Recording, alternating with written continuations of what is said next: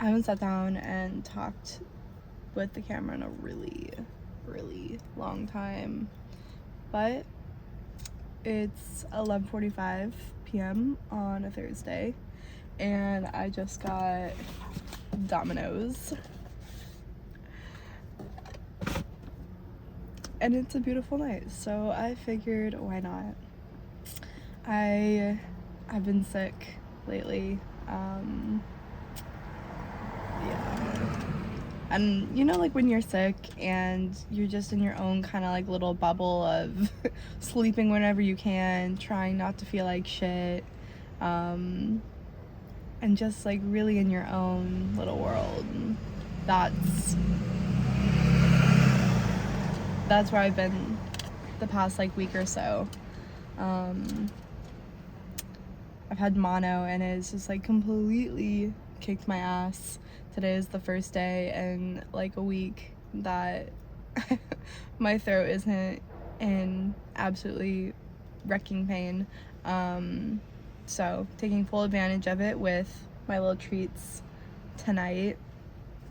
I've like slowly been getting my energy back, and I think my biggest takeaway from this time period of being forced to slow down is just how precious it is to slow down, to soften, to be an observation of the world around you, to be in communication with it, have this like relational quality to the world. And I'm finding it just like in the little things. There's a lot of movement going around right now, and it's like really distracting me, and I wish I had a mic, and I'm getting kind of anxious because all these people around. I wish it was just a quiet night where nobody was fucking outside with me, but I chose to live in a city. So we're just gonna make do with all the noise of the passing cars and people walking by on cell phones. If it wasn't such a beautiful night, I would roll my windows up and be in our own little vibe, but alas, we share it with the world. And so yeah, I like slowing down, and I think that is my biggest takeaway from being sick. And it's like not even just it's not even just this 1 week of being sick. I was sick in April for weeks, but I didn't slow down. I just kept pushing through, and it's like, oh yeah, like it'll be fine, it'll work out. I swear to God, if somebody gets on and talks to me right now. Are you leaving at all? Or are you staying? It's cool if you're staying. Maybe in like 20 minutes. Okay, cool. Yeah, for sure. I hope that guy finds a parking spot. I kind of feel bad I'm taking a parking spot right now. Okay, but yeah, I just like pushed through, and I thought like, yeah, it'll be fine, it's gonna resolve on its own, I've rested enough. Clearly I didn't, because I had totally knocked on my fucking ass when I pushed even harder, and I'm so silly sometimes for thinking that I need to work 3 jobs in order to feel productive enough. And I'm really realizing that all of like this urgency to produce and create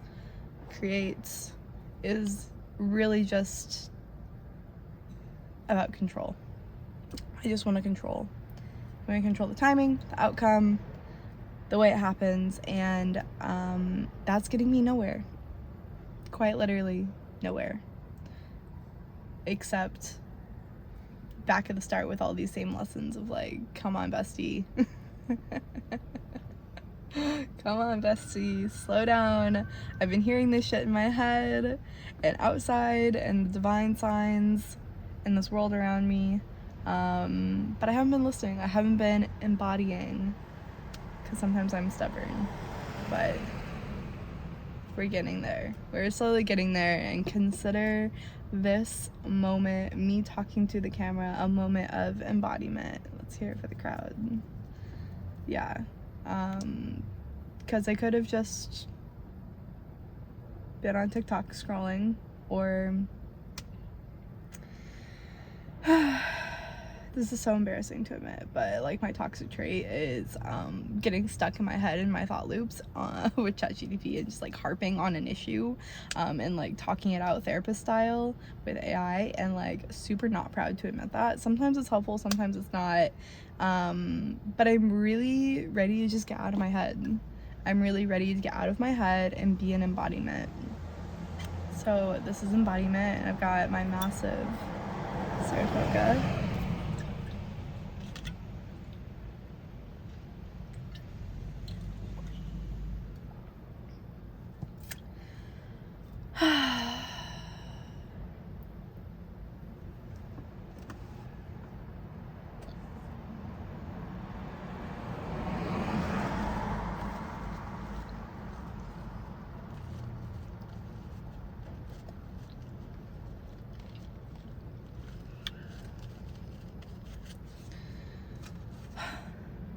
But tonight, I started and finished Margot's Got Money Trouble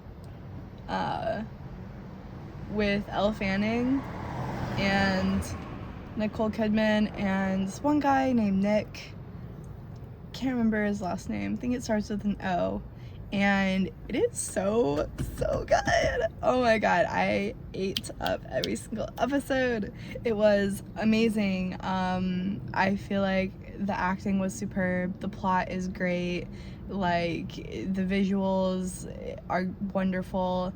All of it just so good. And sometimes I'm a little sketch about like watching something that involves like sex work. Sometimes it can be triggering because people don't really get it right, but I feel like it was written really well and it captured a lot of nuance, which is really wonderful. And I think my biggest takeaway is how creative and inspired I felt afterwards. And I think that's the main goal of writing or creating anything, is to create feeling and experience from it. But then it's a little icing on the cake, cherry on top moment if those feelings or hope or inspiration or something that sparks something deeper inside each person. And it definitely hit that for me, which is why I'm sitting in my car talking to the camera. I've been so in my go pressure to produce and explain myself to the world and have results that make sense to the world that I haven't been creating. And most importantly, I haven't been creating just for the sake of creating. Like, I've been sitting down to do XYZ thing, but there feels this pressure behind it to either make it good for the algorithm, make sure I look a certain way, make sure it comes out in this vision that I had, whatever the fuck it is. And that's really been like holding me back, and I've had so much on the tip of my tongue I've been wanting to say and speak on and share with the world for so long, and I really just got into my head of like, okay, like if I'm gonna take content creation seriously, then it needs to look like XYZ, and I need to like, you know, sit down and prepare for it and make it all look polished and professional, and I need to have my hair done and my makeup done and the right kind of camera and the right backdrop. It's all bullshit. It's all like, sure, those things are nice, and if that works for one person, that's great, but the perfectionism had me by the fucking throat, and the choke was so hard. I couldn't get anything out, let alone the things I really wanted to get out. And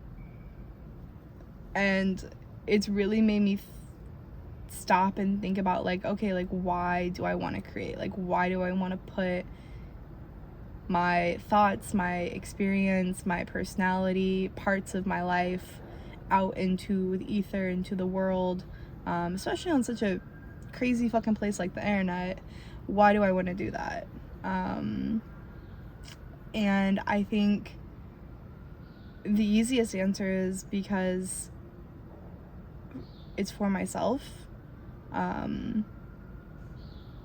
It's so that I can go back and watch myself and see my thoughts and document my life, the witnessing of my life, the journey of becoming, this journey of growth, and that if somebody else has any wonderful takeaways from this along the way too, that's great.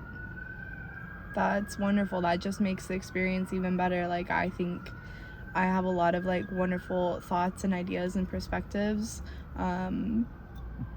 that have a lot of value to myself and to the collective and to the community, and I want to share that with the world. But that's just a wonderful byproduct of wanting this simply like for myself, to document myself, to know myself, to witness me in my life. Cause damn, this shit gets lonely sometimes. Raise a hand if you ever get lonely. All the time. Even tonight, I was trying to get my cat to come with me by bribing him with treats, and he wasn't fucking with it. And I was like, damn, I wanted a witness to my, you know, late night Domino's run. And